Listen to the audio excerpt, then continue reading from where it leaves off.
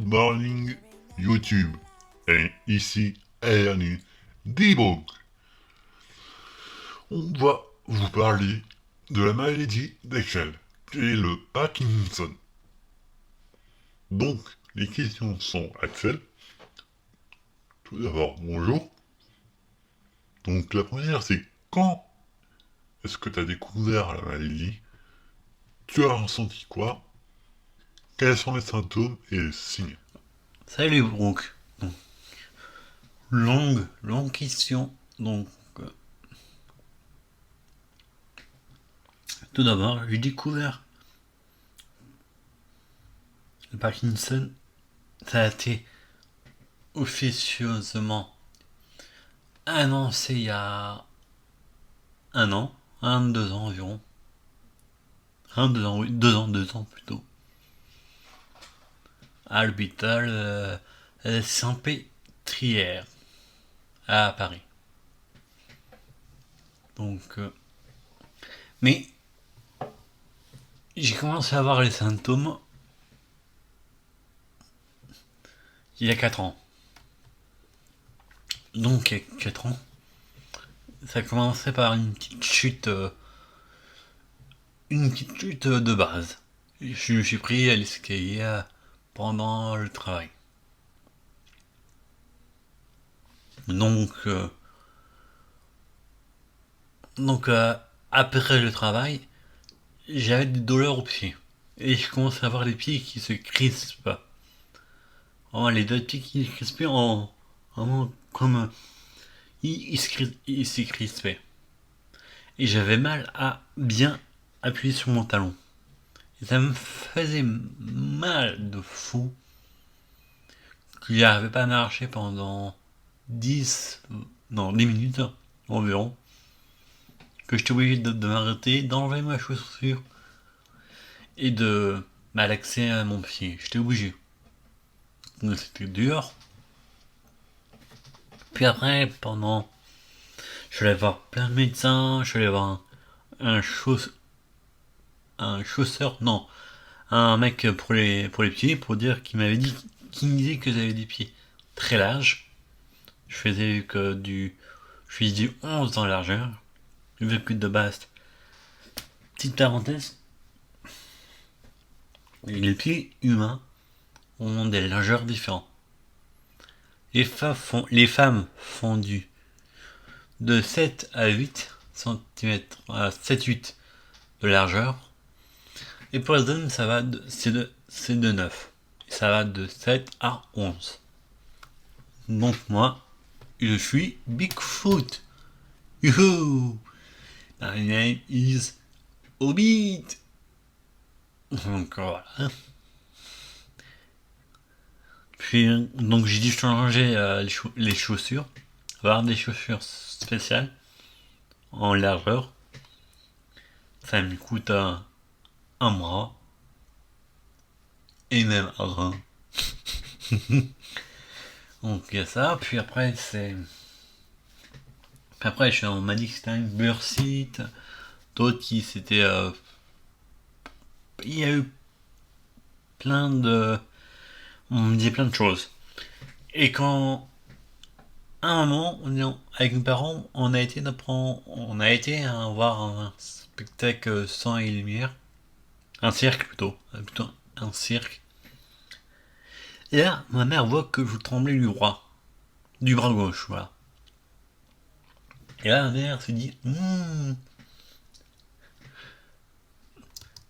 c'est pas physique, c'est plutôt neurologique. Donc, on est allé voir une neurologue de ville qui a dit de base que c'était un syndrome de Parkinson. Que c'est pas un Parkinson, mais c'est un syndrome. C'est différent. C'est pas vraiment un Parkinson, mais c'est plutôt un syndrome. Je dis, ouais, ok. Donc on est allé voir la Saint-P. Eux nous disaient que c'était un syndrome parkinsonien. Puis on est allé voir un deuxième hôpital, c'est l'hôpital à côté de Mondor, à Créteil. Eux, ils nous ont dit que c'était un truc psychologique. Donc j'avais A et B. Donc, ok, donc on savait pas si c'était A ou B.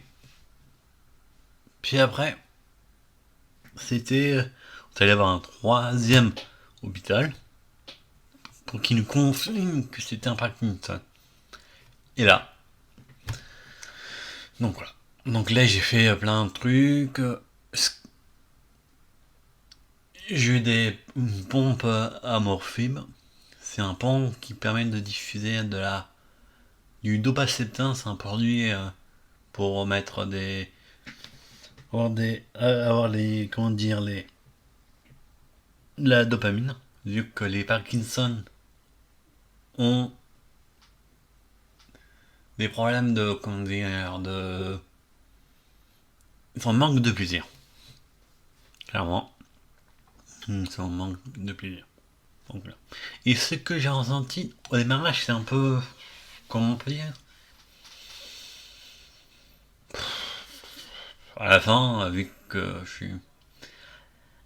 Quand c'était psychologique, c'était un peu un coup de massue. Mais quand c'était comment on dit que c'était un Parkinson, j'étais pas apaisé. Mais ça m'a rassuré que c'était pas psychologique. Ça a été. Les symptômes de Parkinson, c'est un manque de dopamine. En clair, on a un manque de plaisir. Ce que j'ai dit avant. Et tout le monde croit que Parkinson, c'est le tremblement. C'est une partie du Parkinson, mais euh, l'autre symptôme que très peu de gens connaissent, c'est la raideur. Parce que quand on en... Vu qu'on n'a pas de dopamine, et dopamine nous donne envie de faire à marcher, plein de choses. Et le corps, il grâle. Vraiment comme une bûche en bois. Où t'es bloqué et t'arrives pas à faire les choses. Comment elle évolue? Comment ta maladie évolue-t-il? Est-ce que ça t'affecte dans le quotidien?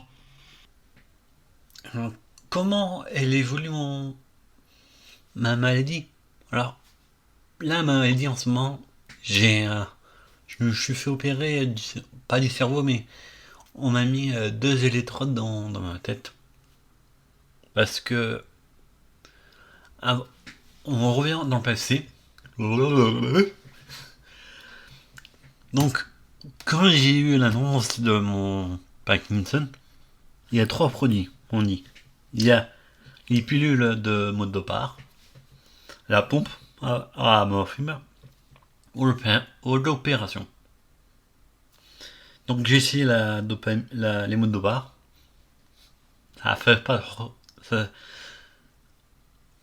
ça fait de l'effet sur moi, mais c'était fluctueux. Il y avait des hauts et des bas. C'était pas régulier.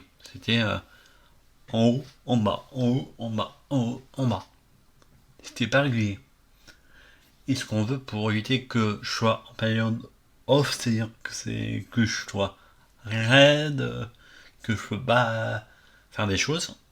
Et en période on, c'est quand j'ai plein de dyskinésie. Et la dyskinésie, c'est des mouvements involontaires. C'est vraiment des mouvements où je contrôle pas mes gestes. C'est une partie. Donc, je prends toujours le monopare, mais voilà. La deuxième option, c'est la pompe à morphine. La pompe à morphine, j'ai du mal à le dire. Et ça, c'est une pompe où tu te piques sur le corps matin et soir. Et c'est un produit il diffuse un produit liquide dans ton corps tout seul. Donc t'as pas la peine à gérer les heures à prendre les médicaments. Ce qui est bien. Mais par contre, ça a des effets très négatifs. T'as des pulsions d'achat, tu grignotes, t'as ta libido qui flanche. Et oui, t'as les hallucinations. Visuelles et audio. Et j'ai eu les 4. Voilà. Donc j'avais marre d'avoir ça. Donc avant l'opération, c'était très dur parce que je pouvais pas faire 1 heure sans me reposer. Je faisais 1 heure, je travaillais, 1 heure, je me reposais. Heureusement que je travaille avec mes parents dans une association. Donc j'ai pu avoir mes horaires adaptés. Donc c'était bien que là je remercie ma mère et mon père parce que c'était super parce que j'étais la plupart du temps sur mon lit bloqué. Comment dire, j'étais raide comme un pic à bois. Par contre, les avantages de ce Parkinson, c'est que tu as le temps de réfléchir à des choses. J'ai eu j'ai pensé à plein de choses. Comment dire, c'est que vu que quand tu restes 1 heure pendant à rien faire sur le lit, tu réfléchis. Et vu que depuis le premier confinement en mars, j'ai créé ma chaîne YouTube. Puis après, j'ai eu l'idée je suis en train d'écrire un livre de nouvelles. J'ai plein d'idées. J'ai créé ma chaîne, ma, ma boutique de vêtements avec mes dessins et mes photos. Je rappelle, je suis photographe, il y a des tableaux à vendre. Je mettrai le lien dans la description de ma chaîne, pas ma chaîne, de ma boutique. Est-ce que on t'a déjà mis à côté pour cette maladie? Alors moi, je m'en fous complètement de ce qu'ils pensent les gens. Clairement, c'est moi un handicap, c'est pas un défaut, c'est un atout. Sur ce, je vous laisse. Ciao YouTube, ciao Brooke, et ciao les viewers.